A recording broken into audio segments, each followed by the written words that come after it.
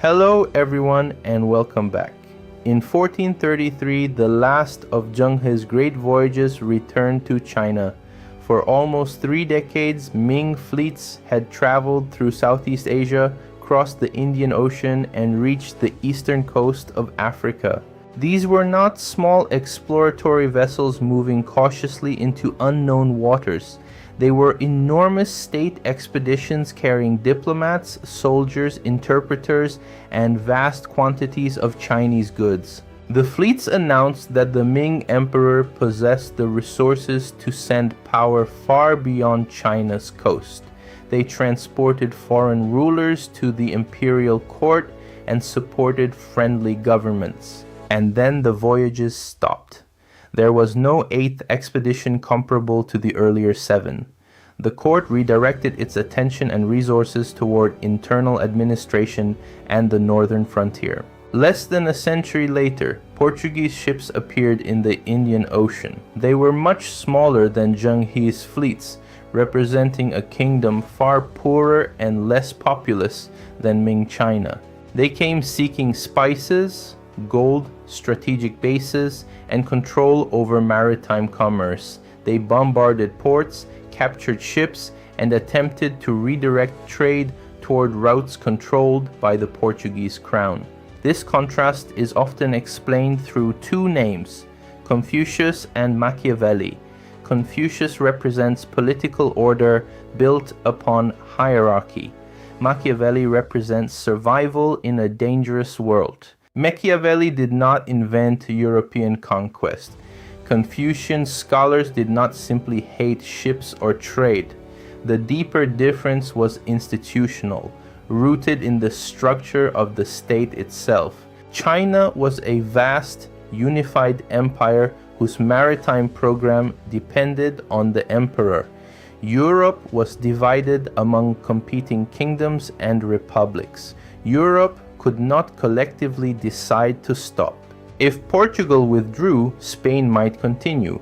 If Spain failed, the Dutch would enter. This competition did not automatically make Europe wiser, but it certainly made European states relentless. Machiavelli's political realism emerged from the chaos of Renaissance Italy. In The Prince, the ruler's central responsibility is not moral purity, but to acquire and maintain the state. Competition produced a feedback loop. Overseas wealth strengthened the state. A stronger state threatened its rivals. Those rivals then searched for their own overseas wealth. Confucian thought asked how a political order could become legitimate and stable. The ideal ruler governed through virtue, ritual, and proper hierarchy, with agriculture as the material foundation. Chinese cities and markets were highly developed. The tribute system combined ceremony with economic exchange, allowing foreign envoys to trade through strictly regulated channels. The voyages were commissioned by the Yongle Emperor Zhu Di. Having seized the throne in a civil war, he needed to demonstrate that heaven and the world recognized his rule. The expeditions were not free of coercion.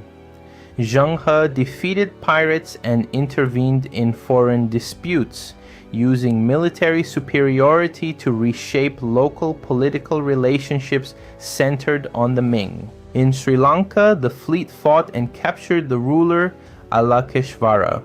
The difference was what each state expected violence to produce: ritual hierarchy for China or strategic possession for Europe.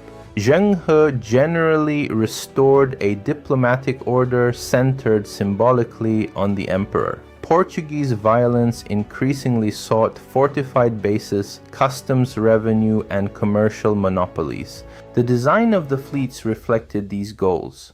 One fleet said, "Recognize the magnificence and hierarchy of the emperor." The other increasingly said, "Trade through our system or face force." It's a myth that the Ottomans blocked trade. Europeans went to sea to bypass intermediaries and attack the Muslim-controlled commercial systems linking the Indian Ocean to the Mediterranean. Europe's fragmentation created a trap. Rivalry produced the Treaty of Tordesillas, but other states never accepted it. The Dutch, English, and French soon joined the relentless competition. The Ming government could make a centralized decision to stop.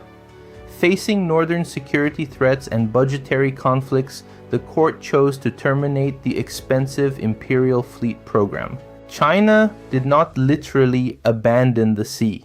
The imperial state withdrew, but private China continued sailing.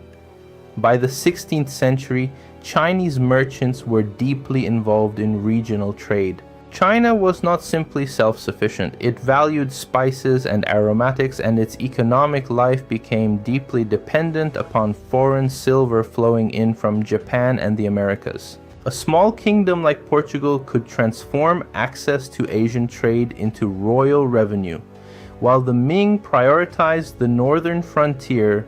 For European rivals, maritime expansion became a necessity. European expansion contained many failures, but knowledge accumulated across voyages, maps improved, and investors developed new institutional arrangements for sharing and managing risk. Later chartered companies combined state power with private profit. The East India companies could wage war and govern territory while formally operating as commercial corporations. One system asked, "Does this improve the order of the empire?" The other asked, "What happens if our rival reaches the destination first?" Centralization reduced pressure. Fragmentation intensified it. Zheng He sought recognition. European empires increasingly sought possession through royal charters, forts, and settlement, attempting to control production, shipping, and land. Later histories called this the Age of Discovery, but Europeans did not discover the Indian Ocean. They entered a functioning commercial system that had existed for centuries. Zheng He's expeditions demonstrate that 15th century China possessed extraordinary shipbuilding and logistics. The fact that they chose another strategy does not erase those capabilities. The divergence is not between morality and greed, but between different views of what a state needs to survive. China projected an existing empire, Europe sailed to build new ones. Thank you for watching. Be sure to like, subscribe, and share your thoughts in the comments. I look forward to reading your perspective on this great historical divergence.